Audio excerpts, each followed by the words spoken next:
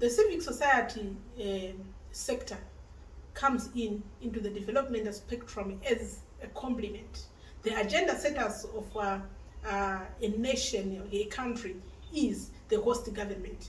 We have got civic society that are in the form of international organizations and of course non-governmental organizations. We have national organizations. We have the community-based organizations. We have faith-based organizations. We have some now in the form of the PVOs and the trusts. This is the family of the civic society. What is their role? Some may ask. They speak to various sectors of the economy. They speak to various sectors of the society. Some speak even to the political divide in the human rights sector. Their role is to complement government across all sectors, and that has to be noted clearly. To complement government is to complement communities through, of course, getting themselves registered, through, of course, speaking to the issues of having valid memorandum of understanding with, in particular, local authorities. The process, why is it done that way? That's when you begin to realize that who is the agenda setter? It is government. Through ministries, through local government, we have actually the custodians of the people speaking or setting the agenda. And in the civic society, you have organizations that are dealing with water and sanitation, and of course we have organizations dealing with education.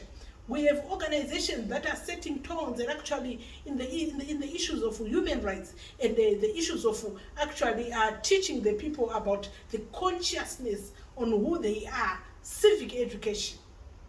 That's the developmental role that we are speaking about. But of course, we go further to speak to this role that is in this far corner that speaks to the issues of the checks and balances, where civic society claims the role, attains the role as the watchdog in every governance system. What is the package of this watchdog? What does it carry? Does it make civic society to be probably more unique or more powerful, or even themselves to be the law unto themselves? Definitely no.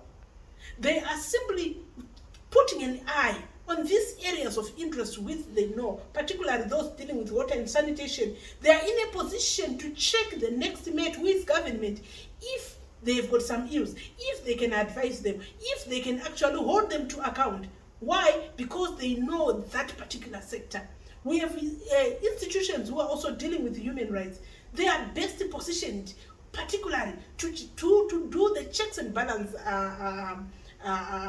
job, in particular, to give this eye to the institutions that deal with the issues of human rights in the country. They can be the Human Rights Watch. We have got those dealing with education. Of course, they are positioned even to critique the issues of the curriculum, the flow of the education system. But today we have this kind of concoction where we have even myself dealing with water and sanitation. I'm now taking the lead in critiquing the human rights sector, creating a distortion there because I'm not even positioned, I'm not even skilled enough to understand those issues. We now have everyone coming in as a supervisor of everyone. No one is accounting to say, what have you done, particularly with your primary role in terms of giving a developmental complement role? So the civic society does not exist in a vacuum. It exists as a hand, in particular, to make sure that they complement communities. Yesterday, you would see in terms of we had sections of where we have people living with disabilities. We have sections where we have issues of poverty. We have sections where we have got a number of missing links. Yesterday, you would know very well that the civic society are the first responders to deal with issues that lack in our various communities. But today it's not always the case. You would see them actually parading the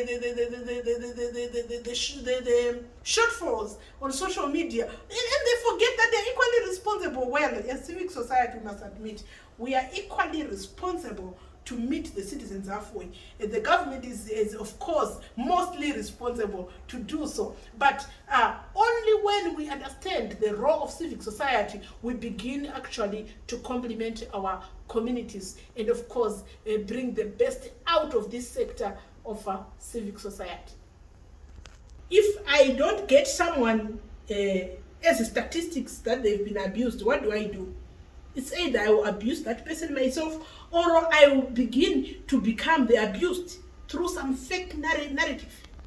And this is the distortion today in the civic society. And of course, we are responsible as civic society partners and civic society players to make sure that we go back to basics as civic society in Zimbabwe. What is the basic? The fundamental issue is our role is we are more like public officials. Why? Because even every cent that we may receive as the civic society institution must account to the public, because we are actually running behind the same agenda the governments are running towards. So the checks and balance aspect is a two-way process where we must be able also to account as civic society, and the government must absolutely be responsible also to be accountable. Both not accountable to each other, accountable to the masses, and in particular the people of Zimbabwe, who are actually the stewards whom we must actually all save at this point. So I think we have issues of finding each other. Imagine when you are a supervisor and you are actually even confused of the question paper itself. You are even confused of the marking scheme itself, and you are supposed to be the marker. So I think also we have issues, but of course we will not forget complementing those civic society actors who haven't diverted, who are even not ready to be shaken by the winds and of course of the love of money. Fine, but we want to complement such, and of course those who have been first responders. We saw what has been happening with the cyclone Idai. We saw civic society rising to the shore. In various communities, the churches and of course other non-state actors, not all has been carried away. But at this point, we need, of course, to take account and say, as the civic society, are we doing justice to our communities? As the apexes of civic society, as the leaders in civic society, we must, of course, take up the challenge. Are we doing justice to the communities? Are we doing justice to the nation itself? Are we becoming, of course, assets to our own nation or even to our own communities, and of course avoid becoming, of course, liabilities to our own communities and of course to our own country.